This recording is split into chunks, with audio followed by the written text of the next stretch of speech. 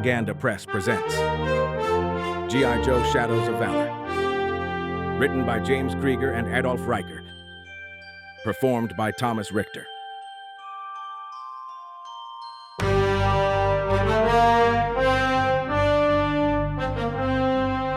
Chapter 10. The enemy's gate is down, but sometimes you're already inside. Airborne Training Manual. October 12, 1945. 0623 local time. Crashed Cybertronian vessel, Malzhausen village. Franklin's flamethrower roared to life, liquid fire arcing across the cobblestones toward the mechanical hound. The creature's metal hide glowed cherry red, then white hot as the jellied gasoline found joints and seams. It thrashed, servos screaming, before collapsing into a puddle of molten components. "That's for Stevens!" Franklin shouted, referencing the private the hounds had torn apart minutes earlier. "Keep moving," Gridiron ordered, leading the combined force through Malzhausen's burning streets. 23 paratroopers moved in tactical formation, what remained of 3 sticks after the catastrophic drop. "We need to reach that ship!" Savage's Thompson chattered as more infected poured from a collapsed bakery. Lieutenant Baker from Bravo Stick worked his bar from the right flank, while Iron Knife moved like smoke through the rubble, tomahawk splitting skulls with mechanical precision. Another mechanical hound bounded from an alley. Charles Halifax put 3 Garand rounds through its optical array before it could close the distance. The creature crashed into a fountain, sparking and twitching. "2 blocks to the ship," Corporal Anderson called out, then jerked as infected hands burst through a wooden door beside him. Before anyone could react, he was dragged inside, his screams cut short. "Damn it!"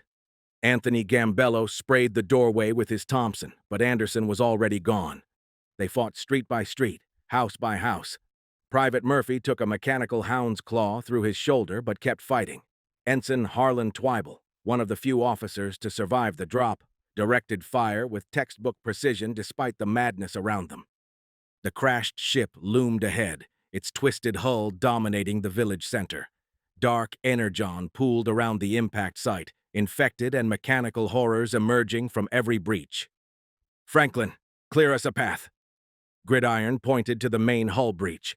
The flamethrower operator stepped forward, washing the entrance with fire. Infected Soviet soldiers danced in the flames, their corrupted bodies refusing to die until the heat literally vaporized them. When the flames cleared, the entrance gaped like a mouth. "Iron Knife mined that entrance. Barnes, Henderson, you're with him. Set charges and cover our exit." Gridiron checked his Thompson's magazine. "Everyone else, we're going in. 30-minute pencil fuses on all charges. We turn this thing into scrap." Iron Knife nodded, already pulling demolition charges from his pack. Barnes, a demo specialist from Queens, and Henderson, a rifleman who'd served with Savage since Market Garden, moved to assist. "Wait," Barnes called out, pulling 2 Thompson magazines from his belt. "Take these. Not much, but you'll need them more than us." Henderson added a couple of BAR magazines from his pack. "All I can spare." "Make them count." "We'll hold the door," Iron Knife said, passing over his last 2 M1 clips. "You're going into hell." The assault teams quickly distributed the extra ammunition, just enough to make a difference. Every round would count in the confined spaces ahead. Talltree pocketed the BAR magazines. Halifax took the Garand clips. "Thanks," Savage said, taking one of the Thompson magazines. "We'll keep the back door open," Iron Knife said. "Nobody gets in or out without going through us." The assault teams plunged through the hull breach into darkness. Emergency lighting flickered in diseased purples and reds, casting shadows that moved independently of their sources. The entry chamber was a charnel house. Soviet and German corpses lay twisted in impossible angles, dark energon corruption spreading from their wounds like oil on water. "Jesus," someone whispered. "What happened here?" "Keep moving," Gridiron ordered. His Thompson tracked a twitching corpse that wasn't quite dead enough. 3 rounds to the skull settled the matter. They advanced in 2 columns, hugging the walls. The ship's architecture defied logic. Corridors that should intersect didn't, angles that hurt to perceive directly. Talltree's bar barked as shadows detached from an alcove, infected crew members, neither human nor machine, but something between. Contact left! Halifax fired his Garand, the metallic ping of an ejected clip echoing off alien walls. He thumbed in one of Henderson's donations, grateful for the extra ammunition. A mechanical spider thing dropped from the ceiling. Gambello's Thompson stitched it across its sensor array before it could extend its blade legs. The creature crashed down, twitching, leaking fluids that hissed against the deck plates. "This ain't no Nazi bunker," Tall Tree muttered, stepping over the mechanical corpse. They pushed deeper, past chambers filled with horrors. Tanks of phosphorescent liquid containing things that might once have been human. Walls covered in symbols that seemed to crawl when viewed peripherally. The air grew thicker, harder to breathe, tainted with ozone and rotting metal. "Intersection ahead," Savage called out. "This is where we split." Savage's Thompson swept the interchange as the unit spread out to cover the ship's twisted interior. The walls were wrong. Not metal like any aircraft he'd seen, but something that seemed to shift between organic and mechanical. His boots splashed through puddles of phosphorescent fluid that ate at the leather. 30-minute pencil fuses. Gridiron's voice echoed off the alien architecture. "Savage, sync your watch with mine." He held up his wrist, tapping the crystal. "I've got 0624 on the dot." Savage checked his own timepiece, adjusting it to match. "Roger. 0624. We split here. Savage, take your team left. I'll take right. Plant charges on anything that looks important." Gridiron straightened, channeling his best John Wayne impression. "A man's gotta do what a man's gotta do. And what we gotta do is blow this nightmare back to whatever hell it came from. Save the Duke impressions for when we're not standing in an alien death trap," Savage said, but there was a hint of a smile. "You got no sense of style, Savage." Gridiron's voice returned to normal command tone. 28 minutes from Iron Knife's mark. We meet back here at 6:50. Not a second later." Charles Halifax hefted his satchel of Composition B. The young specialist from Vermont had joined the squad after Normandy, baby-faced but steady under fire. Now he followed Savage into the left corridor alongside Franklin Talltree, Anthony Gambello, and 3 others, Peterson, Murphy, and Walsh. "You think this is some Nazi superweapon?" Gambello asked, his Brooklyn accent thick with nerves. The Italian-American private was built like a fireplug, barely regulation height but solid muscle. "Like one of them wonder weapons they kept threatening?" "Nah," Talltree responded, his BAR tracking the shadows. "This is too weird even for Nazis. My money's on the Reds. Some kind of experiment gone wrong." Behind them, Iron Knife's voice carried from the entrance. "Charge is set. Mining the approach now. You've got 28 minutes." The corridor curved in ways that hurt to track. Halifax tried to make sense of the architecture. Maybe it's both. Nazis and Soviets working together on something? Christ, don't even joke about that. Savage kept them moving. Bad enough fighting them separately. Movement ahead. Savage raised his fist. 3 infected stumbled from a side passage. Soviet soldiers, their uniforms hanging in tatters, bodies wrapped in those blue-purple vines. Their eyes glowed with internal light as they turned toward the Americans. "Contact front!" Savage's Thompson chattered. The 45 rounds punched through corrupted flesh, but the infected kept coming. "Headshots!" Put them down hard. "See? Russians!" Gambello pointed with his M1. "Told you it was a commie experiment." Halifax raised his Garand, front sight settling on a Soviet's forehead. Could still be Nazi. Maybe they tested it on prisoners. The rifle bucked. The creature's skull exploded in a spray of black ichor. "You're both wrong," Talltree said, Bar chattering. "This is something else." Something. He paused, searching for words. Older. Wronger. They pushed deeper. The corridor opened into a vast chamber filled with machinery Halifax couldn't begin to understand. Organic conduits pulsed along the walls. Crystalline structures hummed with alien harmonics. Jesus, Mary, and Joseph. Gambello crossed himself. What kind of factory is this? The kind that needs blowing up. Halifax pulled out a block of C2. Really? really needs blowing up. A mechanical shriek filled the chamber. From the ceiling, turrets descended, not manufactured but grown, organic barrels fused with technological components. Down! Savage dove behind a crystalline pillar as the turrets opened fire. The projectiles weren't bullets. Bolts of purple energy sizzled through the air. Where they struck, matter simply ceased. Perfect circles punched through metal and flesh alike. Energy weapons! Gambello scrambled for cover. The Nazis got Buck Rogers' guns now? Peterson was too slow. An energy bolt caught him center mass. For a moment, Halifax could see through the perfect hole in his torso. Then Peterson toppled, dead before he hit the deck. Suppressing fire! Savage as Thompson hammered at the nearest turret. They fought through the chamber, trading fire with impossible weapons. Gambello's ammunition ran low, then out. His Garand clicked empty just as an infected rushed his position. I'm dry! He swung the rifle like a club, crushing the creature's skull. The impact bent his barrel. Shit! Anyone got spare. Something metallic clattered at his feet. A rifle-sized device, sleek and alien but with an obvious trigger and what might be a barrel. Gambello grabbed it without thinking. How the hell does this thing... Purple light erupted from the weapon, vaporizing two infected. Holy shit! Holy shit! Where'd you find that? Halifax called out, planting another charge. Who cares? It works. Gambello fired again, getting the feel for the alien weapon. Beats the hell out of the Garand. No recoil, no reload. Great. Now he's Buck Rogers, Talltree muttered, BAR smoking from sustained fire. More infected poured through side passages, a wave of corrupted flesh that moved with terrifying coordination. Murphy pivoted to engage, his M1 Garand barking twice before an infected German civilian hit him from the blind side.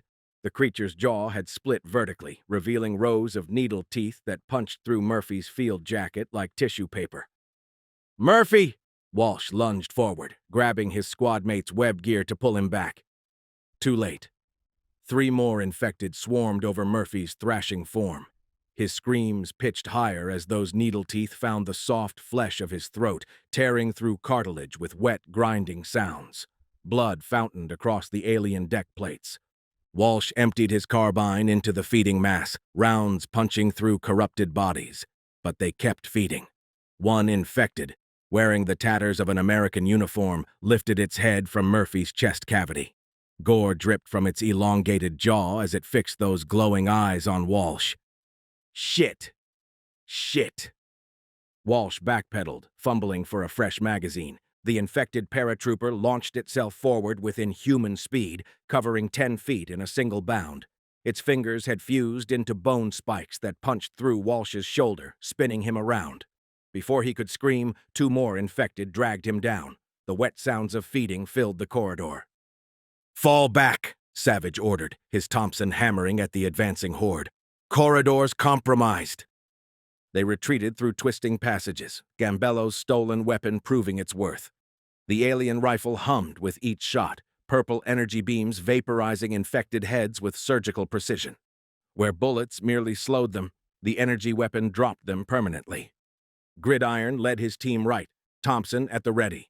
Baker, Sullivan, Rodriguez, Martin, and O'Brien followed in tactical spacing.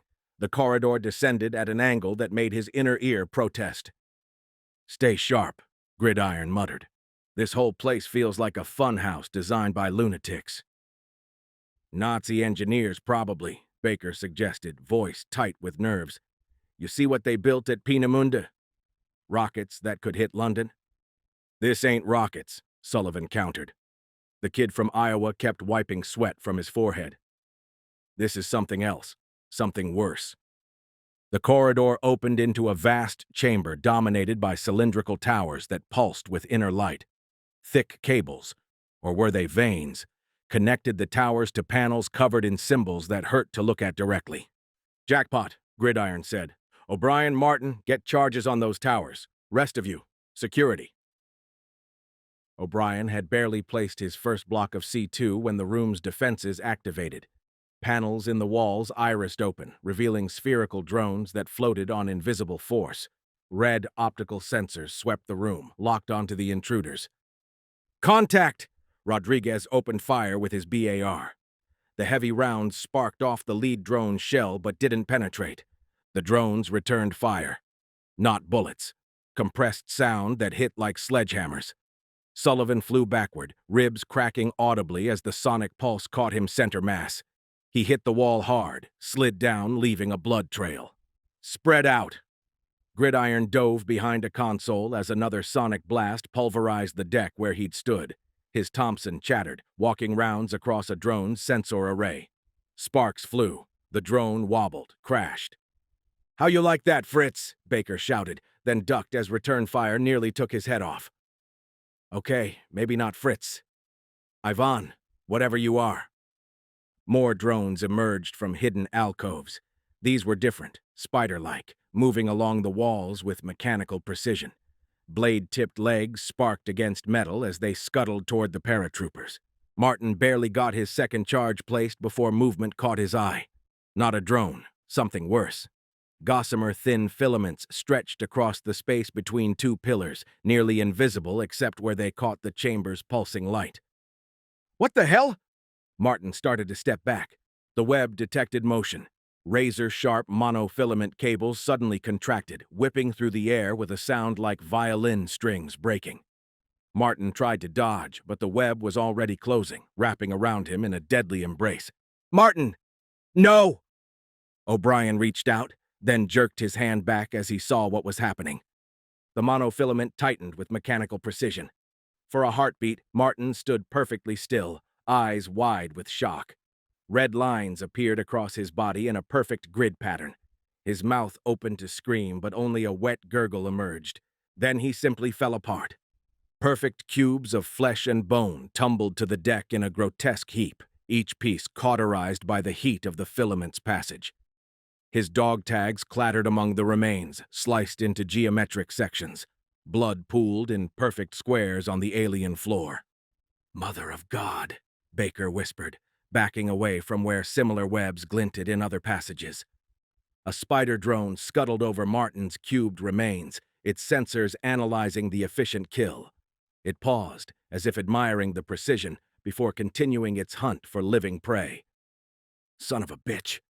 O'Brien grabbed Martin's satchel from beside the cubed remains, kept placing charges even as spider drones closed in. Irish fatalism in action. If he was dying anyway, might as well finish the job. "Me ma always said I'd die doing something stupid," O'Brien muttered, slamming another block of C2 against a pulsing conduit. A spider drone scuttled closer, blade legs clicking on metal. "Didn't think it'd be in some Nazi Soviet whatever the fuck nightmare ship, but here we are." He pushed in the pencil fuse with steady hands, even as another drone dropped from the ceiling 20 feet away. "Minute you're born, you're dying anyway. Least I can take this hellhole with me." The spider drone oriented on him, sensors glowing red. O'Brien pulled his .45, putting 3 rounds center mass. The drone sparked, staggered, but kept coming. "Come on then, you mechanical bastard. Takes more than 3 to dance at an Irish wake." He grinned, pure Dublin defiance, emptying the rest of his magazine. The drone crashed 2 feet from him, legs still twitching. "Either way, we'll all be atoms in 20 minutes. A sonic pulse caught Rodriguez from the side, crushing his chest cavity. The barman went down hard, weapon clattering away. Baker scooped it up, turned it on the floating drones. The heavy rifle bucked against his shoulder, rounds finding weak points. 2 more drones crashed, sparking. Then the infected arrived. They poured through side passages the squad hadn't even noticed. Soviet soldiers, German civilians, even disfigured American paratroopers.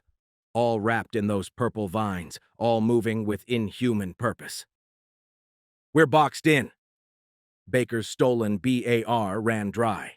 He transitioned to his sidearm, putting 45 rounds through infected skulls. "Cap, we gotta move."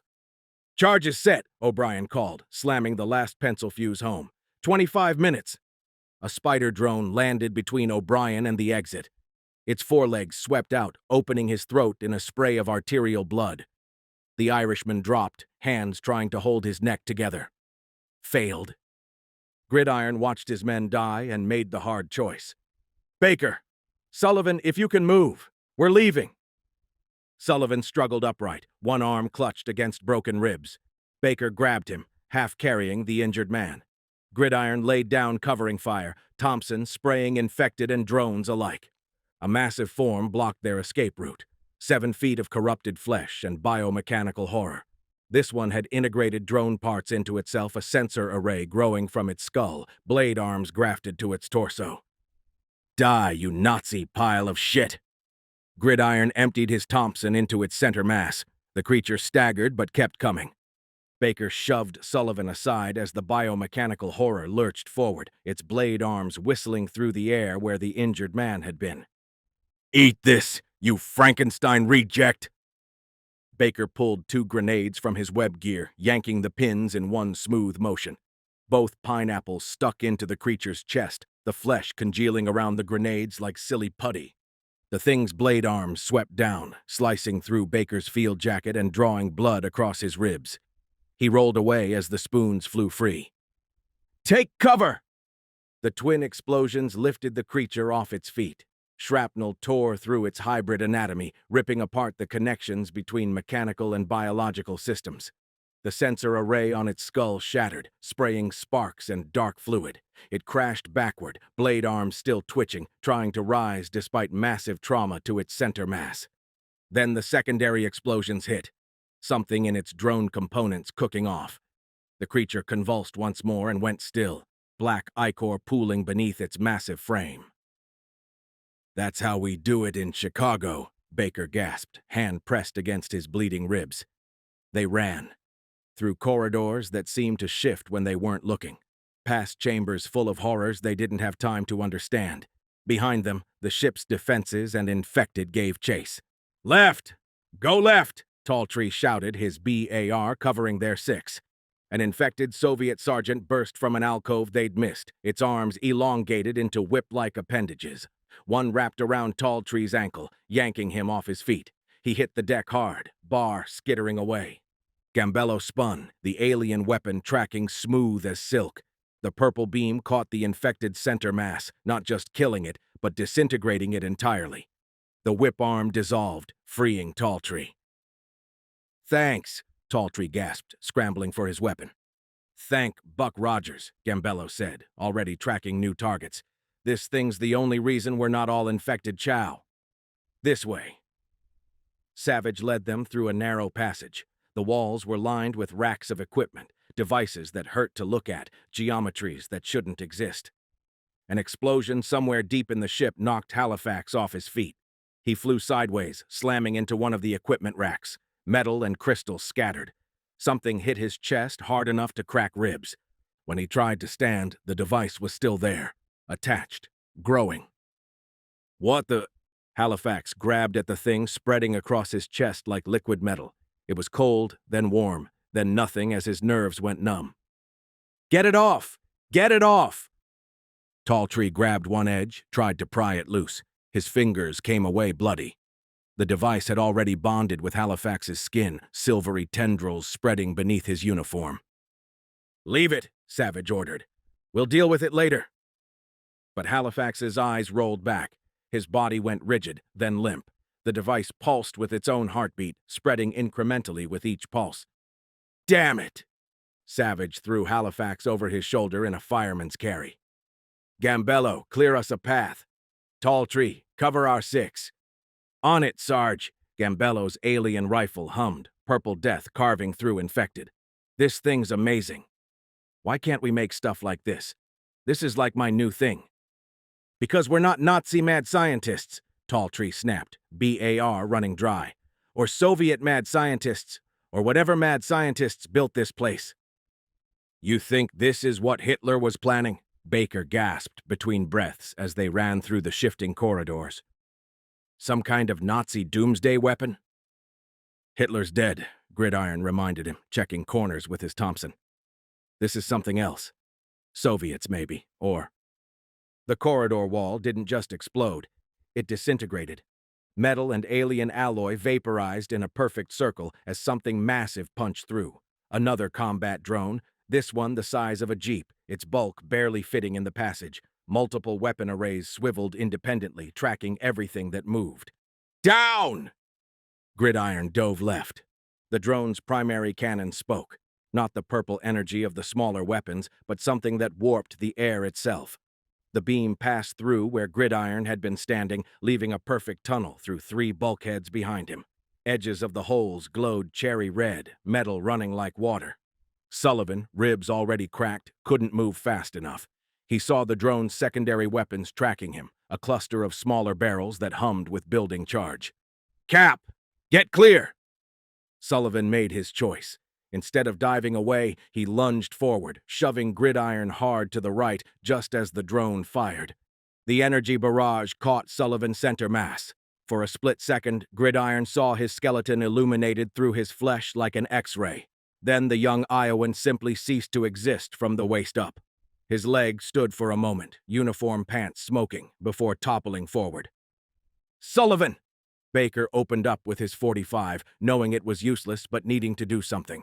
Rounds sparked harmlessly off the drone's armor as it reoriented, weapons tracking to the new threat. Move! Move! Gridiron grabbed Baker's arm, hauling him backward as the drone's weapons began their charging cycle again. That hum that meant death in 3 seconds. They sprinted down the corridor as the space behind them ceased to exist. The drone fired continuously now, its beam carving through bulkheads like a welding torch through paper. Metal vapor filled the air, burning their lungs.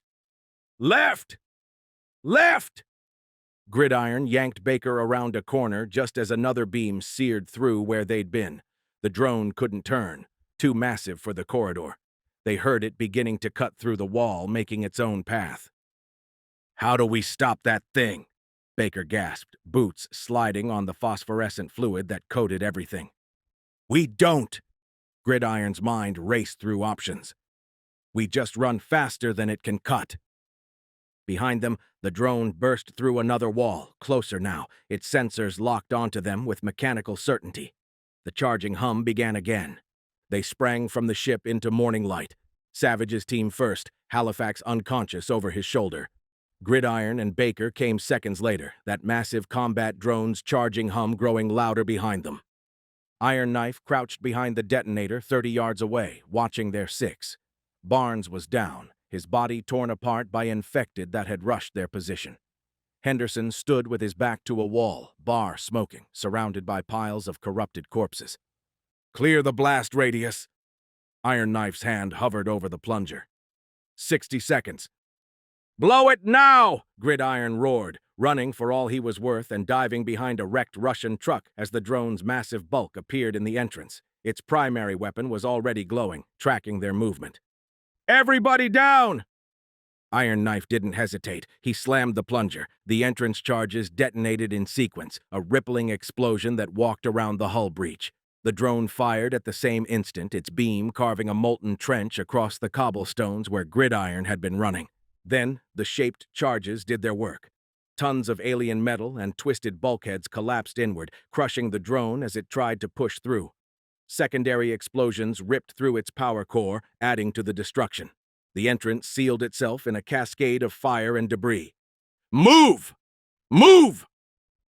Savage didn't slow, carrying Halifax's unconscious form. Behind them, infected that had made it outside before the blast milled in confusion, cut off from whatever intelligence had directed them. Henderson limped toward them, favoring his left leg where claws had found flesh. They ran together through Malzhausen's ruins, putting distance between themselves and the dying ship. At 100 yards, they finally stopped, chests heaving. Savage checked Halifax's pulse, still there, but weak. The device covered most of his chest now, silver patterns spreading like technological frost. Into that ditch! Gridiron pointed to a drainage channel behind a half-collapsed stone wall. Everyone down! Those charges are gonna... What the hell is that thing? Gambello stared at Halifax's corrupted chest as they scrambled for cover. Is it Nazi? Soviet? What? Does it matter? Talltree helped lower Halifax into the ditch. It's all bad news. He glanced at Gambello's alien weapon. Though I gotta say, Anthony, way you lit up those zombies with that Buck Rogers gun. Think we found your new nickname, Flash Gambello. Flash? Gambello grinned despite the situation, hefting the alien rifle as he slid into the ditch. Yeah, I like that. Better than what they called me in basic. He looked at Tall Tree. What about you? We should call you something confusing like, I don't know, Airborne or something. Airborne? Tall Tree raised an eyebrow. We're all airborne, genius. Exactly. Maximum confusion. Gambello, Flash now, was getting into it. Hey, Airborne, pass the ammunition. Which one? Who knows?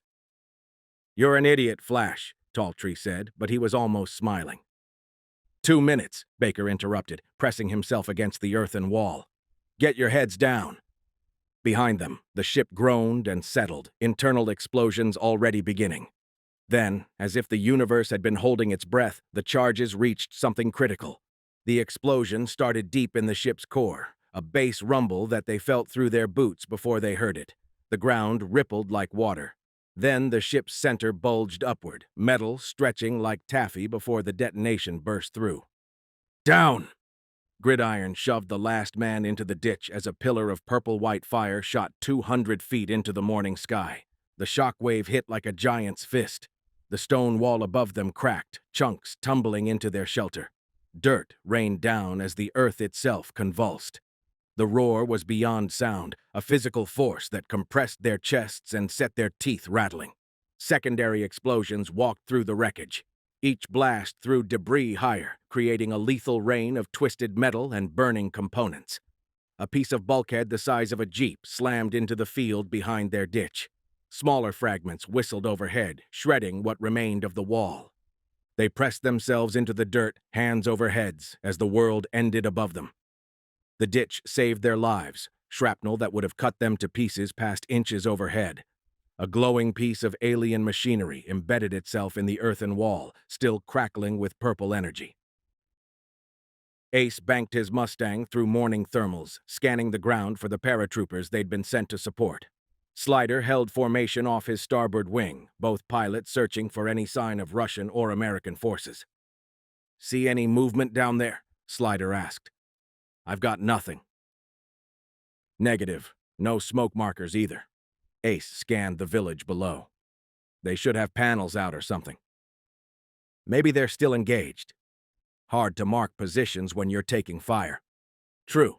Keep your eyes. Ace, you seeing what I'm seeing? Slider's voice cut in. 2 o'clock low. Looks like something big just went up. Ace looked where Slider indicated. A massive explosion erupted from what looked like some kind of industrial complex in the middle of Malzhausen, the pillar of fire climbing toward their altitude. Secondary explosions walked through the facility, each one throwing debris hundreds of feet into the air. Must be an ammunition depot, Ace said, watching the fire spread. Or maybe a chemical plant. Look at those colors.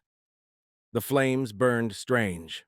Purple, green, blue, mixed with normal orange. The whole structure looked odd, too, almost like it had been dropped into the village center rather than built there. Twisted metal architecture that didn't match German design. That's no German building, Slider observed. Looks more like, hell, I don't know what it looks like. Industrial accident, maybe? Chemicals from the war? In the middle of a village? And those colors. Slider's Mustang drifted closer. I've seen burning ammunition, burning fuel, even burning phosphorus. Never seen anything burn purple like that. Control, this is Mustang 27, Ace radioed. We have visual on Malzhausen. Large industrial facility in the village center is burning. Looks like our paratroopers hit it hard. Over. Static then. Mustang 27, can you confirm American forces are holding the village? Stand by. Ace banked for a better view. Through the smoke, he could see movement in the streets, soldiers in American uniforms establishing defensive positions. Affirmative, Control. I count approximately a dozen or more paratroopers holding Malzhausen. They appear to have destroyed a major enemy facility. Wait, one, Ace said, spotting movement near a drainage ditch. One of the paratroopers, looked like an officer, was out in the open, waving frantically.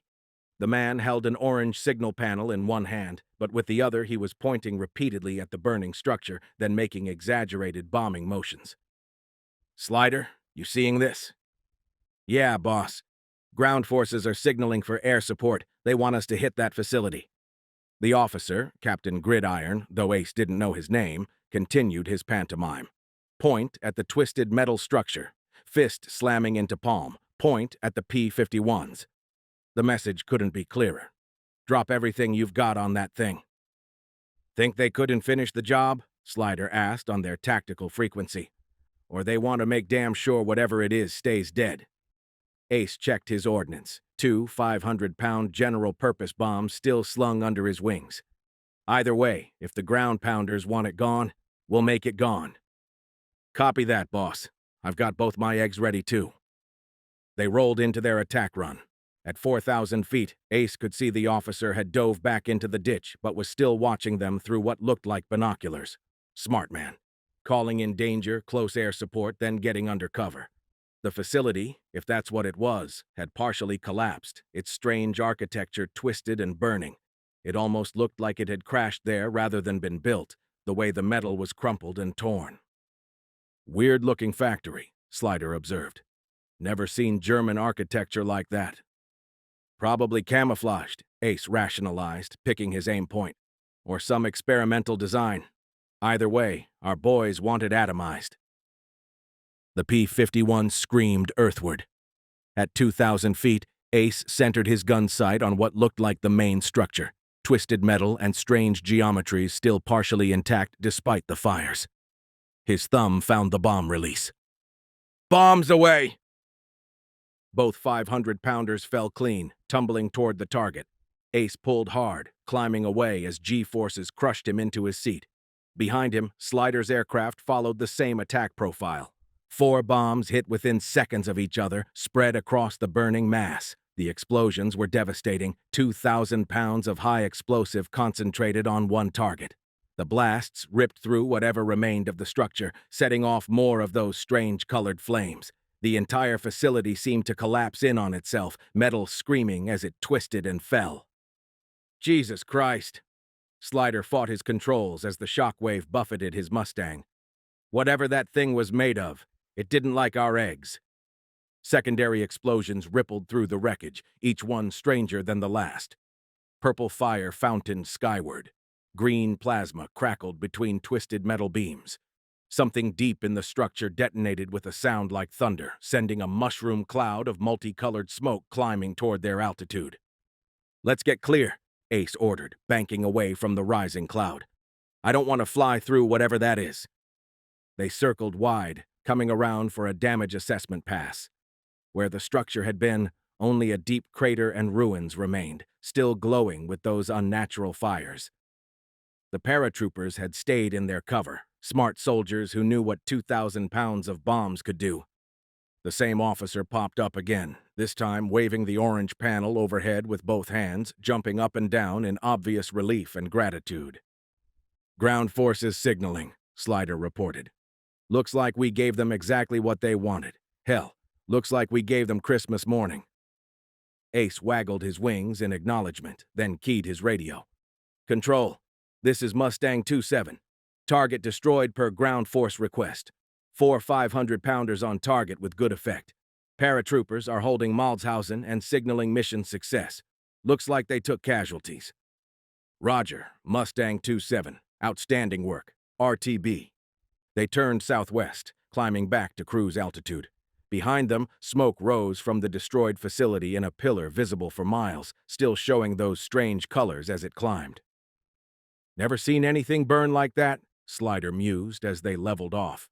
"And why ground forces would be so insistent on us bombing something they'd already blown to hell."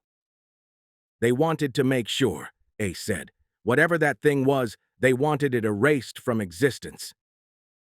"Mission accomplished then. That crater's going to be glowing for a week."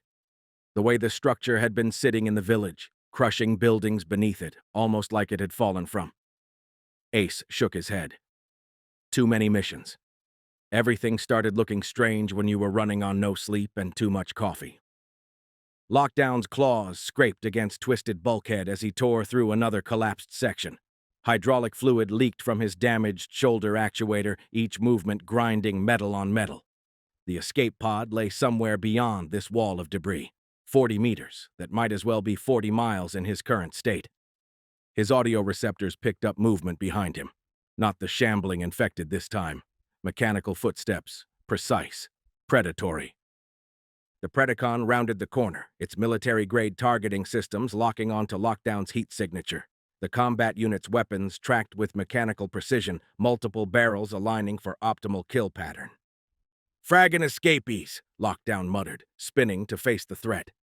The Predacon opened fire. Energy bolts sizzled through air where Lockdown had been standing. He rolled left, damaged knee actuator screaming protest, returning fire with his arm cannon. 8% charge left. Had to make it count. His shots sparked off the Predacon's armor, barely scorching the surface. Military-grade plating, designed to withstand sustained assault. The combat unit advanced, weapons cycling for another barrage. Lockdown grabbed a severed support beam, swinging it like a club. The impact staggered the Predacon, buying seconds. He dove through a rent in the bulkhead, scrambling deeper into the ship's twisted guts. Behind him, the Predacon's weapons carved through metal. Molten droplets splattered across Lockdown's back armor as beams sliced through infrastructure. The combat unit was thorough, systematic. It would hunt until one of them ceased functioning. More explosions rocked the ship from outside. Human weapons, getting closer. The whole structure groaned, settling deeper into its crater. Lockdown clawed through another barrier, energon-stained fingers finding purchase on warped deck plating. The escape pod's beacon pinged on his damaged sensors. 20 meters. Through 2 more collapsed sections. His left arm hung useless now. Primary actuator severed by the Predacon's last barrage. A Lunartic's warrior materialized from the shadows ahead, bio-armor flickering with dark energon corruption.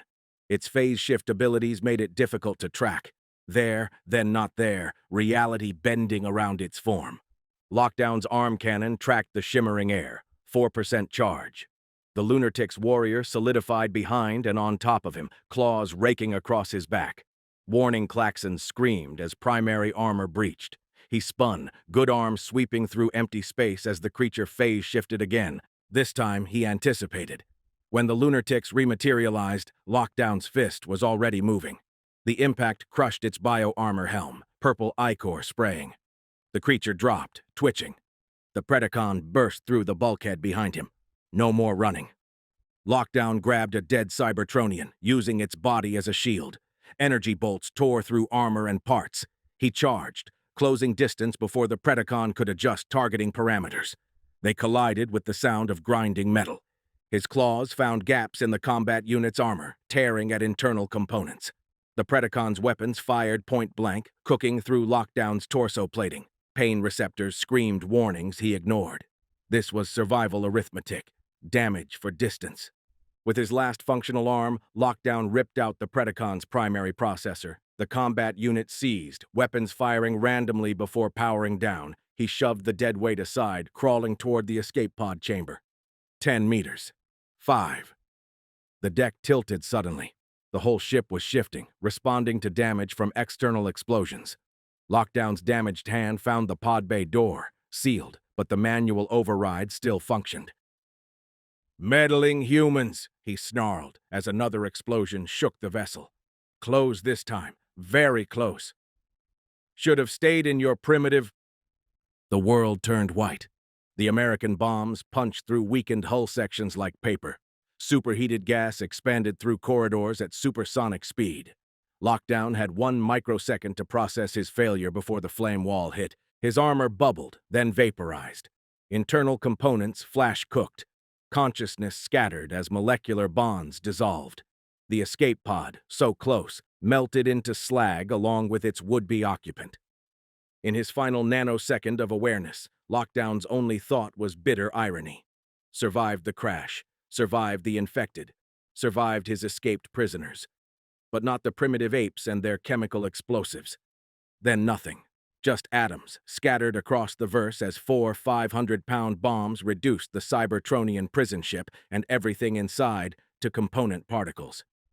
Above the spreading crater, 2 P-51 Mustangs waggled their wings and turned for home, pilots unaware they'd just atomized a Cybertronian bounty hunter older than human civilization. The ground finally stopped shaking. Gridiron raised his head cautiously, ears ringing from the chain of explosions. Where the alien ship had been, only a glowing crater and ruins remained. Multicolored smoke rose in a pillar that would be visible for miles. "Sound off," he croaked, throat raw from smoke and cordite. "Still breathing," Savage reported, checking Halifax's pulse again. The device on the unconscious man's chest had stopped spreading, though silver veins now traced up his neck. "Airborne here," Talltree, airborne now, squeezed out from under debris that had collapsed into their ditch. "Flash is good too, playing with his new toy." "It's not a toy," Flash protested, but he was stroking the alien rifle like a favorite pet. "It's a precision instrument of liberation." Henderson limped over from his position, BAR dangling from one hand.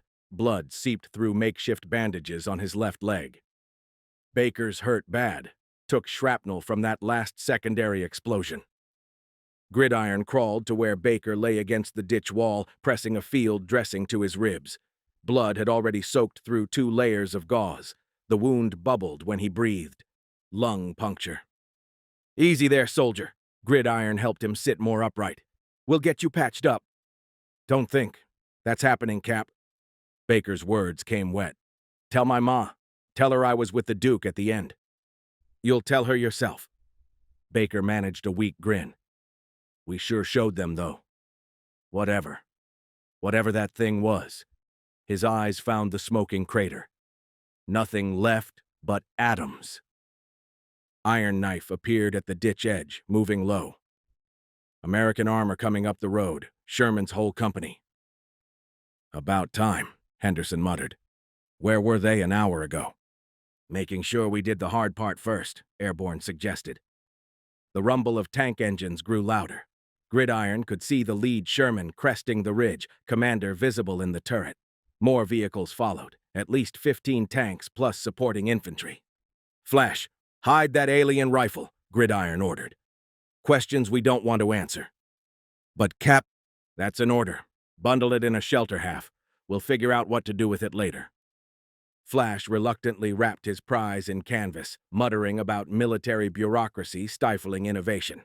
The tanks ground closer, spreading into battle formation despite the obvious lack of remaining threats. "Airborne troops," the lead tank commander called out. "Identify yourselves." "Captain Terrence Lyndon, 82nd Airborne." Gridiron stood slowly, hands visible. "We need medical assistance immediately." The lead Sherman rumbled closer, its commander dropping down from the turret. Captain Ralph Pulaski, Steeler to anyone who'd served with him, approached with the rolling gait of a man more comfortable in a tank than on foot. His Pittsburgh accent cut through the morning air. "Jesus Christ, what happened here?" Steeler stared at the glowing crater. "Our orders were to extract airborne elements engaged with Soviet forces." "Captain Pulaski, I need your radio immediately," Gridiron said. "This is priority 1. "Medical first," Steeler countered, already waving his medics forward. "Your boys look chewed up." "The radio, Captain." "Lives depend on it." Something in Gridiron's tone made Steeler pause. He studied the paratrooper officer, blood-stained, exhausted, but with eyes that had seen something beyond normal combat. "Thompson, get the captain on the SCR-508, Steeler ordered his radio man. Gridiron climbed onto the Sherman's deck, taking the radio handset. "This is Gridiron 6 calling any station. Priority message for General Patton. Authentication code Tango, 77. Static." Then, "Gridiron 6, this is Bastogne Control. Authenticate." "Authentication Zebra 94. Get me through to Olympus. Immediate. More static. Frequency changes." Then a familiar gravelly voice. "This is Olympus. Report." "Sir, Captain Lyndon. Malzhausen village requires immediate quarantine. Full isolation protocols, nothing in or out. Gridiron's words came fast, urgent. There's contamination here that poses extreme risk to American forces and civilians. Explain contamination, Captain. Gridiron glanced at the listening tank crews. Sir, this is an open channel. Recommend classification at highest levels, but the village and surrounding area must be sealed immediately. You're telling me to quarantine an entire German village without explanation? Yes, sir. It's essential for American security. European security. Maybe more. A long pause. Tank engines idled. The multicolored smoke still rose from the crater, painting morning clouds in impossible hues. Steeler, you there? Patton's voice carried new edge. Yes, sir, Steeler responded, taking a second handset. Your assessment? Steeler looked at the crater, at the exhausted paratroopers, at Halifax unconscious with silver veins crawling up his neck. Sir, I've never seen destruction like this. Whatever happened here, Captain Lyndon's men paid heavy to stop it. If he says quarantine, I'd listen. Bradley's going to have my ass, Patton muttered. Then louder. Very well. Malzhausen is under immediate quarantine, nothing in or out until further notice. Steeler, establish a perimeter at 1 kilometer. Gridiron, you'll provide a full debrief when you reach headquarters. Sir, request permission to send my wounded back immediately, Gridiron added. They need medical attention beyond field capability. Granted. Steeler, detach transport. Already on it, sir. Steeler was gesturing to one of his platoon leaders. Stevens, your track takes the wounded. Get them to the nearest aid station, best speed. As medics loaded Baker and Halifax onto the designated Sherman, Savage appeared at Gridiron's elbow. I should go with them. Keep an eye on Halifax and that thing on his chest. Gridiron nodded. Do it. If that device does anything else, you're the only one who's seen it from the start. What do I tell the doctors? Unknown chemical exposure, metallic reaction, keep it vague. Gridiron lowered his voice. And Savage, if that thing starts spreading again. I'll handle it. Savage's meaning was clear. They couldn't let whatever infected Halifax spread to a field hospital. Henderson limped over. I'll go too. Someone needs to keep Baker talking, keep him conscious. Negative. I need every able body here. Gridiron turned to the tank crew. You have medical supplies on board? Basic kit, the tank commander, Staff Sergeant Stevens, replied. Morphine, bandages, sulfa. That'll have to do. Get them to aid fast as you can. Savage climbed aboard the Sherman, settling next to Halifax's stretcher. The unconscious man's breathing was steady, but those silver veins pulsed with their own rhythm. Baker lay on the deck, field dressing red with arterial blood. Mount up, Stevens called. We're burning daylight. The Sherman's engine roared to life, tracks churning mud as it reversed away from the crater. Gridiron watched it disappear down the road, carrying wounded men and alien mysteries toward medical care and difficult questions. Right, Steeler said. All business. Let's get a perimeter established. Whatever happened here, nothing else gets in or out until the brass sorts it. Around them, tank crews and surviving paratroopers began the grim work of containment. The crater still glowed with unnatural fire. Bodies, human and otherwise, littered the village streets, and somewhere in the ruins, traces of dark energon worked their way into soil and groundwater. Flash, Gridiron called. Keep that weapon under wraps. Iron Knife, police up anything else that looks unusual. We control the narrative here. The men nodded, understanding. Whatever report eventually got filed, it wouldn't include mechanical hunters, or infected humans, or weapons that fired purple death. Just another classified incident in a war that was supposed to be over. As Sherman tanks took positions around Malzhausen's perimeter, Gridiron allowed himself one moment of exhaustion. They'd stopped something today, paid in blood to keep it from spreading. But looking at that impossible crater, he wondered what else might be out there. What other threats waited beyond the understanding of soldiers trained for conventional war? Questions for tomorrow. Today, they'd hold the line and keep the quarantine, even if they didn't fully understand what they were quarantining from the world.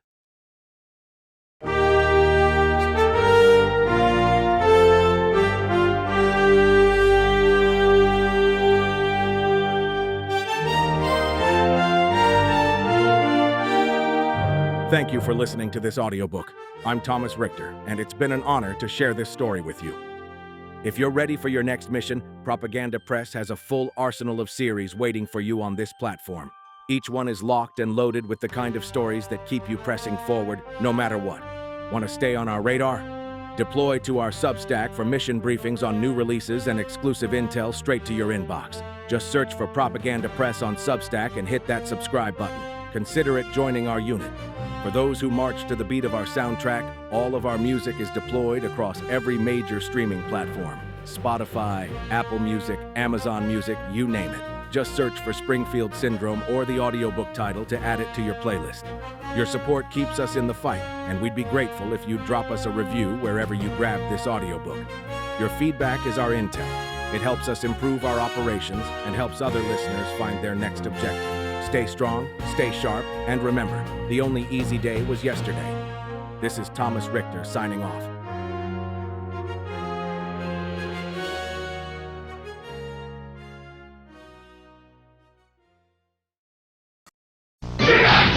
The evil General Blitz has captured the airfield, so G.I. Joe sends in Sergeant Savage in the new Grizzly assault vehicle, armed with double high-tech warheads, charging into battle. Fire! The awesome G.I. Joe Grizzly turns Blitz's Iron Army into scrap, and Savage pilots the ferocious P-40 Warhawk with propeller sound and light-up Gatling gun. General Blitz meet major defeat. P-40 Warhawk comes with pilot Sergeant Savage, batteries not included, other figures and vehicles each sold separately.